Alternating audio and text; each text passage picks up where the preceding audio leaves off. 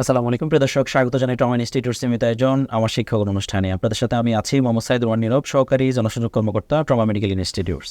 আজ আমরা কথা বলবো নার্সিংয়ে নৈতিকতা ও পেশাগত আচরণ নিয়ে। এই বিষয়ে কথা বলার জন্য এই মুহূর্তে স্টুডিওতে উপস্থিত আছেন আমাদের শ্যামলী নার্সিং কলেজের একজন শিক্ষার্থী। আমরা সরাসরি পরিচয় হয়ে নেব তার সাথে। কেমন আছেন? আলহামদুলিল্লাহ ভালো আছি। দর্শকদের উদ্দেশ্যে আপনার পরিচয়টা দেবেন। আসসালামু আলাইকুম, আমি Saiful Islam, Shyamoli nursing college BSc nursing এর একজন ছাত্র, সেশন 2023-24। আপনার হোম ডিস্ট্রিক্ট কোথায়? আমার হোম ডিস্ট্রিক্ট কুমিল্লা। আপনি কোন স্কুল এবং কলেজ থেকে পড়াশোনা করেছেন? আমি দাখিল কমপ্লিট করছি নাঙ্গলকোট আফসারুল উলুম কামিল মাদ্রাসা থেকে এবং এসএসসি কমপ্লিট করছি Nangalkot Hasan Memorial degree college থেকে।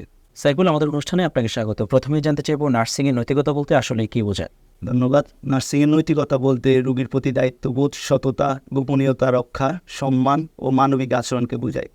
একজন নার্সের প্রতিটি কাজে নৈতিকতা আলোকে পরিচালিত হওয়ার পেশাগত আদর্শ। পেশাগত আচরণ নার্সিংয়ে কেন এত গুরুত্বপূর্ণ? কারণ একজন নার্স সরাসরি রোগীর সংস্পর্শে থাকেন। ভদ্র আচরণ, সময়নিষ্ঠতা, শৃঙ্খলা ও দায়িত্বশীলতা রোগীর আস্থা অর্জনের গুরুত্বপূর্ণ ভূমিকা প্রধান অংশ। রোগীর গোপনীয়তা রক্ষায় নার্সের করণীয় কী?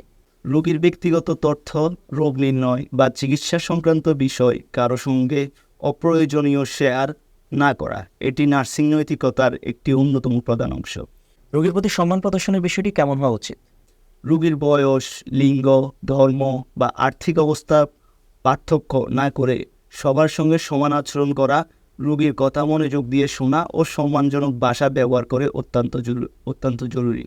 কর্মক্ষেত্রে সিনিয়র ও সহকর্মীদের সঙ্গে পেশাগত আচরণ কেমন হওয়া উচিত বলে আপনি মনে করেন? শ্রদ্ধাশীল ব্যবহার, দলগত কাজ, নির্দেশনা মেনে চলা এবং পারস্পরিক সহযোগিতা পেশাগত আচরণের মূল ভিত্তি।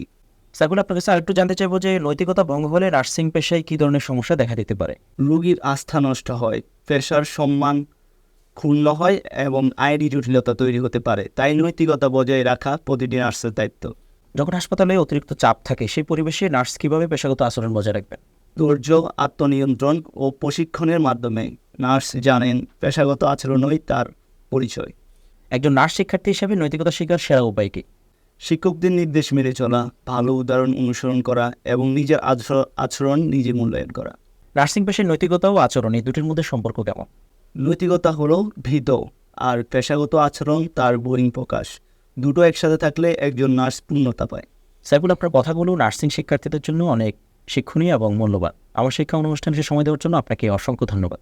আপনাকেও ধন্যবাদ এত সুন্দর একটি অনুষ্ঠানে আমাকে আমন্ত্রণ করার জন্য। প্রিয় নার্সিং শিক্ষার্থী, নার্সিং শুধুমাত্র একটি পেশা নয়, এটি একটি নৈতিক দায়িত্বের মধ্যেও পড়ে।